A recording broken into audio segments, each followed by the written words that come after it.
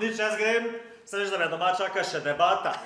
Ne, vse sem zdaj, jaz si se zdaj en vid spomnil. Poslušaj, daj še enkrat. So bili 3 policaji, oni patruljirajo na meji.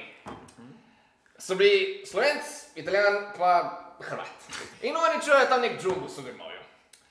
Pa reče Slovenc. Ci sei mostrati? Pa reče Italijan. Koj tamo? Pokažite se. In pa reče Hrvat. Kdo je tam? Pokažite se. Hrvatko govori slovensko. Dobro. Ne, nekaj sem zajebo. Ne, počakaj, spite še čakaj. Gledam, so 3 policaji, Slovenc, Hrvat, Italijan na meji, oni patruljirajo. In oni slišijo tam neki v grmovju, ne? In grejo pogledat. In tako reče Slovenc. Kdo je tam? Pokaži se. In pa reče Italijan. Ci sei mostrati? In reče pol Hrvat. Tko je tamo?